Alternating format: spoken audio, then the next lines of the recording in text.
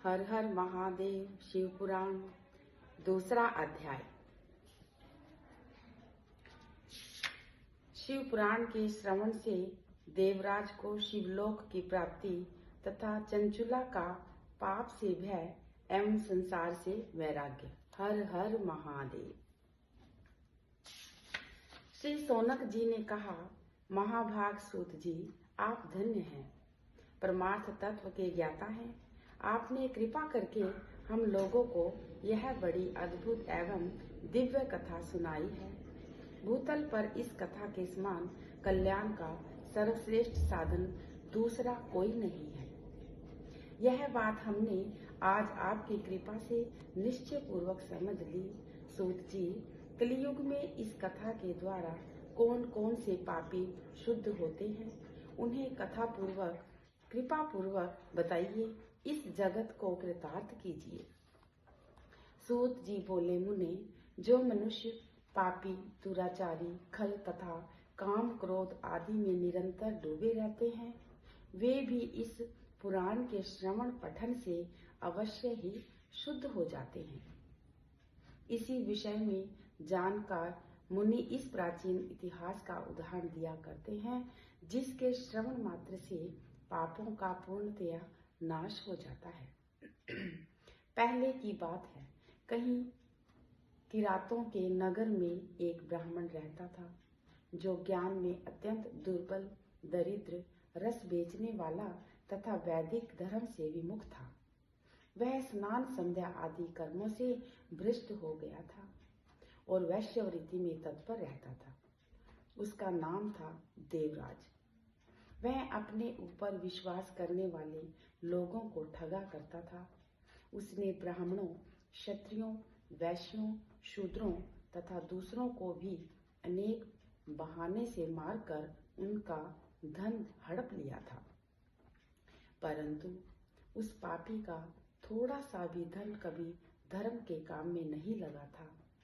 वह वैश्यगामी तथा सब प्रकार से आचार भ्रष्ट था। एक दिन घूमता घामता वह दैव योग में प्रतिष्ठा अनुसार झूसी प्रयाग में जा पहुंचा। वहां उसने एक शिवालय देखा, जहां बहुत से साधु महात्मा एकत्र हुए थे। देवराज उस शिवालय में ठहर गया, किंतु वहां उस ब्राह्मण को ज्वर आ गया। उस बुखार से उसको बहुत पीड़ा होने लगी। वहां एक ब्राह्मण देवता शिव पुराण की कथा सुना रहे थे। जहां में पड़ा हुआ देवराज ब्राह्मण के मुखार विंद से निकली हुई उस शिव कथा को निरंतर सुनता रहता। एक मास के बाद वह ज्वर से अत्यंत पीड़ित होकर चल बसा। यमराज के दूत आए और उसे पाशों से बांधकर बलपूर्वक यमपुरी में ले गए।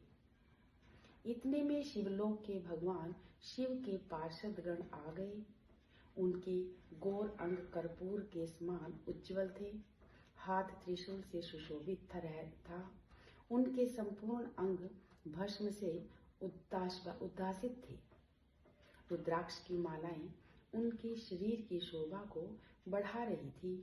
वे सब के सब क्रोध पूर्वक यमपुरी में गए और यमराज के दूतों को मार मार पीटकर बारंबार धमकाकर उन्होंने देवराज को उनके चंगुल से छुड़ा लिया और अत्यंत अद्भुत विमान पर बिठाकर जब वे शिवदूत कैलाश जाने लगे तो उस समय यमपुरी में बड़ा भारी कोलाहल मच गया।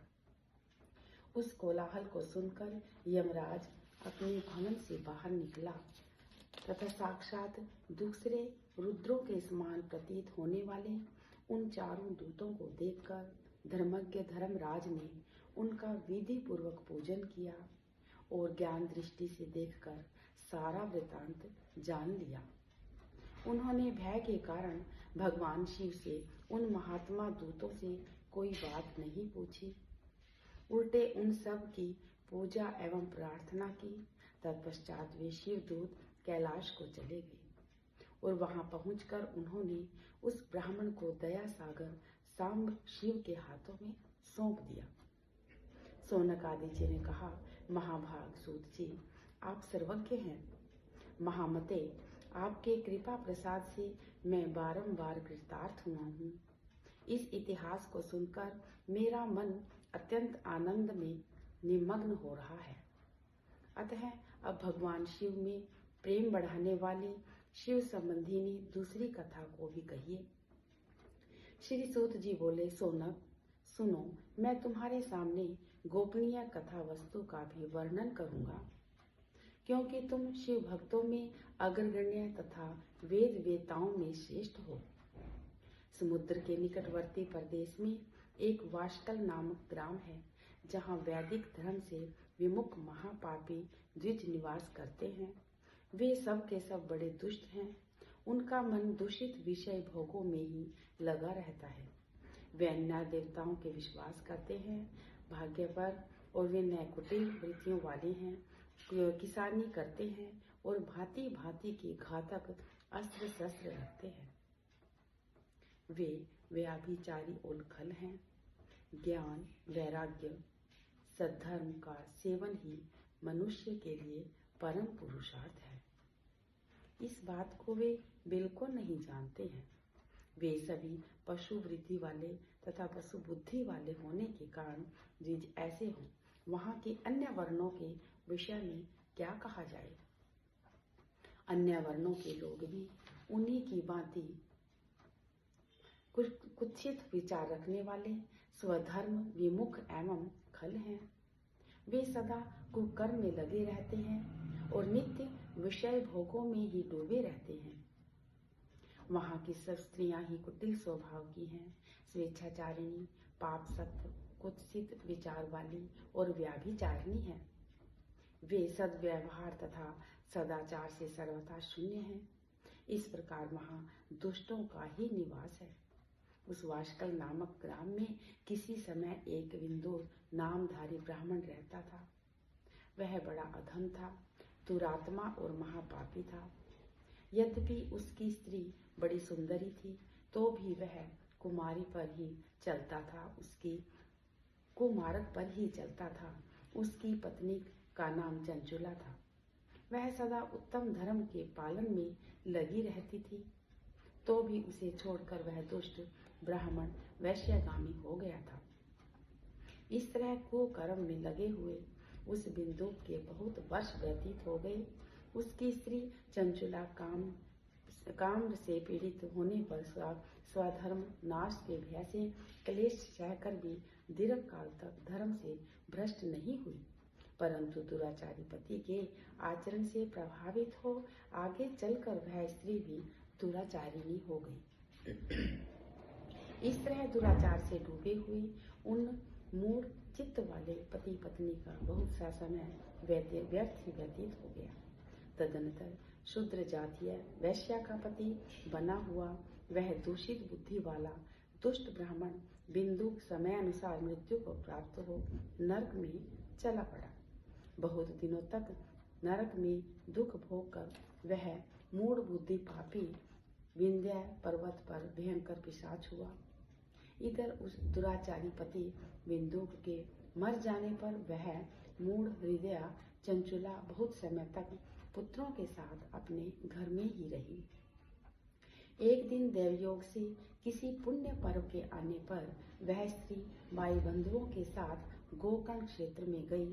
तीर्थ यात्रियों के संग से उसने भी उस समय जाकर किसी तीर्थ के जल में स्नान किया। फिर वह सावधानीपूर्वक मेला देखने की दृष्टि से बंधुजनों के साथ यत्र तत्र घूमने लगी। घूमती घामती किसी देव मंदिर में गई और वहां उसने एक दैवज्ञ ब्राह्मण के मुख से भगवान शिव की परम पवित्र एवं मंगलकारिणी उत्तम पौराणिक कथा सुनी। कथावाचक ब्राह्मण कह रहे थे कि जो स्त्रियां पर पुरुषों के साथ व्यभिचार करती हैं, वे मरने के बाद जब यमलोक में जाती है, तब यमलोक दूत उनकी योनि में तपे हुए लोहे का पारिद डालते हैं। पौराणिक ब्राह्मण के मुख से यह सौभाग्य बढ़ाने वाली कथा सुनकर चंचुला भय से व्याकुल हो वहां कांपने लगी। जब कथा समाप्त हुई और सुनने वाले सब लोग वहां से बाहर निकल चल पड़े। तब वह भयभीत होकर एकांत में शिव पुराण की कथा बाँचने वाले उस ब्राह्मण देवता से बोली। चंचुला ने कहा, हे ब्राह्मण, मैं अपने धर्म को नहीं जानती थी, इसलिए मेरे द्वारा बड़ा दुराचार हुआ है। स्वामी, मेरे ऊपर अनुपम कृपा करके आप मेरा उद्धार कीजिए। आज आपके वैराग्य रस से ओतप्रोत इस प्रवचन को सुनकर मुझे बड़ा भय लग रहा है। मैं कांप उठी हूँ और मुझे इस संसार में वैराग्य हो गया है। मुझ मूढ़ चित्त वाली पापिनी को धिक्कार है। मैं सर्वथा निंदा के योग्य हूँ, कुत्सित विषय में फंसी हुई हूँ और अपने धर्म से विमुख हो गई हूँ। हाय, न जाने किस किस घोर कष्टदायक दुर्गति में मुझे पड़ना पड़ेगा और वहाँ कौन बुद्धिमान पुरुष कुमार्ग में मन लगाने वाली मुझ पापिनी का साथ देगा। मृत्यु काल में उन भयंकर यमदूतों को मैं कैसे देखूंगी, जब वे बलपूर्वक मेरे गले में फंदे बांधकर मुझे बांधेंगे, जब मैं कैसे धीरज धारण करूंगी। नरक में जब मेरे शरीर के टुकड़े टुकड़े किए जाएंगे, उस समय विशेष दुख देने वाली उस महायातना को मैं कैसे सहूंगी। हाय, मैं मारी गई, मैं जल गई, मेरा हृदय विदीर्ण हो गया और मैं सब प्रकार से नष्ट हो गई, क्योंकि मैं हर तरह से पाप में ही डूबी रही हूँ। ब्राह्मण, आप ही मेरे गुरु, आप ही मेरे माता, आप ही मेरे पिता हैं। आपकी शरण में आई हुई मुझ दीन अबला का आप ही उद्धार कीजिए, उद्धार कीजिए। सूत जी कहते हैं, शौनक, इस प्रकार खेद और वैराग्य से युक्त होकर चंचुला ब्राह्मण देवता के दोनों चरणों में गिर पड़ी। तब उन बुद्धिमान ब्राह्मण ने कृपा पूर्वक उसे उठाया और इस प्रकार कहा। हर हर महादेव। दूसरा अध्याय समाप्त।